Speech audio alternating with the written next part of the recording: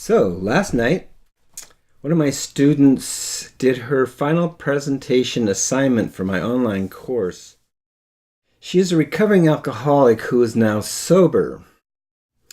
The reason I feel compelled to write this piece is that many lives, relationships, and families are damaged or destroyed by alcohol. It's kind of like cancer in the sense that every time you turn around, you hear somebody who has cancer. Well, same thing if you don't have to dig very deep before you find alcoholism and its destruction in families. So alcohol is like a really seductive substance, and right now we're being seduced with fine wines and craft beers. Now, I'm not doing this post to get you to stop drinking. That's not my goal here. It's more to bring some awareness because alcohol is a slippery slope, and I think that drinking moderately and socially and consciously is fine if that's your choice. But at the same time, in listening to her, it helped me with my awareness more around alcohol and alcoholism. So she's a recovering alcoholic, and so she's what I teach my students often is shaman the wounded healer. That means that whatever in your life you've experienced that's been painful and has hurt and damaged your life to a certain degree, if you find your medicine and your allies to overcome that, and you then share that with others, that's shaman the wounded healer. You had a wound that you suffered from, and now you found ways that helped you heal that wound, and you pass that on to others. So all of us need to look at what our wounds are and look at them as potential gifts in the sense of being able to help others. So again, it's more of an awareness. So there's relationships. There's sort of four phases to the stages of addiction, and there's like the introductory stage, and that's like when you in the introductory stage, alcohol is a novelty and an interesting experience. We may or may not enjoy the effect, but it is a new experience in both taste and altered states. We may find ourselves more relaxed and less inhibited, which could be a good thing or it could be a bad thing. I did what? So the experience was pleasant enough that we decided that we would like to try it again. Maybe if we are in a relationship, we find a comfortable ritual to enjoy a glass of wine or two together once or twice a week. This is the introductory phase. But now, the next stage is the maintenance stage. But now we start craving that glass of wine during the day. We start imagining, since I'm off work, I can have that glass or two of wine before dinner. And now it's not 1 or 2 nights a week that we're having wine, but it's 5 or 7 nights a week that we're having wine. Again, maintenance, people can maintain that. But now you're getting close to the disenchantment and disaster stage, and that's the slippery slope. When you get on those ones, then you could suffer. People do suffer dramatically, and it affects all aspects of their life: financial, relationship, job, etc. So I'm not going there with this. I'm going more with just of the two levels. So as a social drinker, just pay attention, just pay attention to when you're craving alcohol and how much and how often you're drinking and why you're drinking. Enjoy it, but enjoy it with conscious awareness.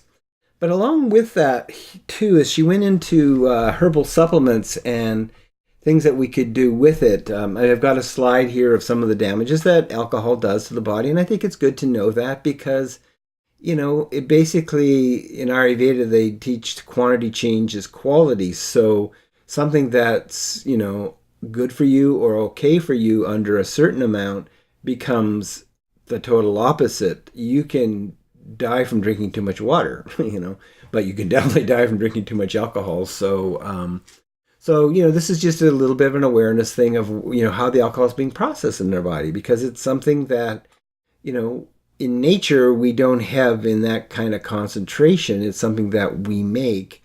And so when we imbibe it, we need to be aware of exactly what it is. I'm not going to go into great depth in this talk. It's more of an inspirational one to make you think about it, to get you thinking about it. It got me thinking about it. I enjoy wine, and I enjoy wine with my wife. And, so I just helped me be aware of it. But then also the other thing that I learned early on about one of the supplements that she talked about was evening primrose oil. And evening primrose oil, I had learned, one of the things that I learned is if you take evening primrose oil before you drink, there's less chances of getting a hangover. Now, that's okay. That's a good idea. So, but to me, these are triggers. And that's one of the important things, that alcoholism is got triggers. And so I also feel that there's kind of the way that the supplements and the herbs work is they help with these triggers so that we don't necessarily, just pulling my things, we're less likely if we have we have our nutrition, we're a little less likely to crave things. So, some of the herbal and nutritional allies, these are in withdrawals, the way she put it, but they are also have to do with our chemistry and our brain chemistry and our blood sugar chemistry. So if we have these, even if we're not, a recovering alcoholic, but we just enjoy a little bit too much, or even just enjoy regularly wine and beer, for example, or hard liquors too, but like magnesium, evening primrose oil, vitamin C, B vitamins in general, and glutamine. It's like there's a slide here that you can see, and that's, those are things that I use magnesium all the time. It helps me sleep at night. And of course, she went on then to talk about the nervines, and so the first nervine she pulled up was the passion flower, and but it's whatever your nervine of choice is. Passion flower does have a history with an addictions and stuff. It's not truly an opioid like the poppy is, but it is. Oh, actually, that's the California poppy I'm going to do next. But the passion flower is any of the nervines, the ones that work for you. I actually work well with valerian, so that's my go-to herb. But for her, passion flower was one of the ones that... Now, the interesting thing is that we don't really want to use tinctures with alcoholics at all, because we don't want them to have anything. So teas and glycerites are what we use. The next one that she brought up was the California poppy. I don't have a large or long time or relationship to this plant. I'm not sure why. It grows where I live, but I've not really explored it. I've used vervain and valerian and St. John's wort in particular, chamomile. So all of these are I did a workshop with another woman, Diane Allen. We did a workshop on gifted people. And gifted people are highly intelligent and highly sensitive, and they often crave alcohol as a way to moderate or tone down that incredible brilliance and intensity, and like they're intense people. And so we look at nervines are ways to monitor that intensity. So since this isn't a full exposition on it, that's something for you to look at and explore yourself which ones that you'd want to use. There was an interesting plant called kudzu that she talked about that has something to do with the processing of the alcohol. So again, I'd have you just look that up. Again, I'm just trying to bring some awareness to these things.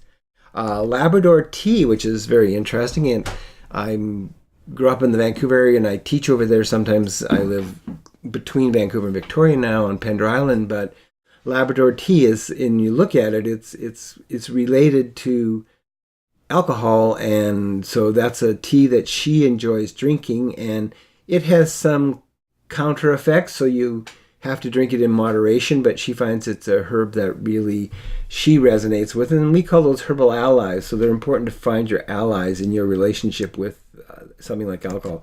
And of course, milk thistle. I have 4 tinctures cooking right now on my counter, and one of them is milk thistle, because the milk thistle is one of the best herbs for the liver, and the liver is one of the most targeted organs in alcoholism. So one of the things that I want to say about alcoholism is generally to get the active constituent of it, you use actually high percentage alcohol, 90%, to get the silymarin out of it. But the other way you can do it is to grind the seeds up fine and have them as a powder, and then either sprinkle them on your food or mix them in some yogurt and eat them that way. Your own hydrochloric acid will break down that chemical constituent that your liver needs. But another herb she didn't mention that we talked about was dandelions. Dandelion root is an amazingly nourishing, cleansing, supportive herb for the liver, the stomach, and for regulating blood sugar. So I think it would be a very strong ally. It's also readily available, so it's inexpensive. If some alcoholics have damaged their pocketbooks, so it's easy to get dandelions and to get the roots and to make your own tea out of the dandelion. So the other thing she came on was the Bach flower remedies. So she suggested the olive, and the other one that she suggested was gorse. And so all of this for exhaustion, especially after a long bout. So this was kind of in the recovery stage, so it's not so much for what I'm talking about. The other two that we talked about were gorse, and I also like sweet chestnut. Sweet chestnut is for the really dark black moods, the moods that would potentially drive you to drink. So and then just basically some of the allies that we can take on a regular basis. I just got off the phone with my good friend Jeff Chilton, who's one of the major reishi experts in the world, and me and Christopher Hobbs are going to be doing a talk on reishi hopefully this fall. But reishi itself is an incredible supportive for the whole body, as well as turmeric astragalus. Minerals, nourishment, so the bone broths, the nettles, stinging nettles, and as I just mentioned, addressing blood sugar issues means that, pay attention too. Don't get yourself out of whack by eating too high of sugars and skipping meals and being too irregular, because those are the things that will also cause you to crave. Whereas if you're fairly consistent with your food, I find a godsend for me is brown rice. And I don't eat it all the time, but when I start feeling myself getting a little whacked out from, just eating irregularly and eating sort of too much variety, I'll just make a big pot of brown rice, and I'll have a bowl of brown rice every day. And that I find really helps to regulate my system.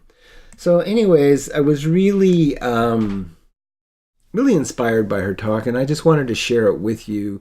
I would have shared you her talk, but it was on a webinar and the recording wasn't great, so we couldn't really share the talk. So I thought I'd share the knowledge with you. And just, keep your awareness up. And if you're also a practitioner, then, make sure that you gently bring up the subject of alcohol in your clients, especially if they're showing symptoms that could be related to too much alcohol. So anyways, that's my post for today. I hope post below if you have any comments or any thoughts.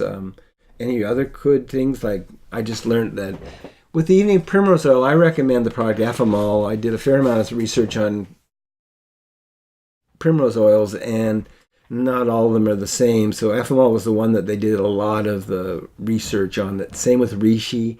I use one called the Real Mushroom that my friend Jeff produces and sells in North America, and his son has a company that sells to the public. We can find that on Amazon.ca or .com, because it's really important. There's a lot of products out there that aren't what you hope they are. So just be sure that you get the right product, especially if you really are dealing with somebody who's getting from the maintenance stage into the more slippery stage of disenchantment and disaster, because it's a tough road to come back of once you've fallen off.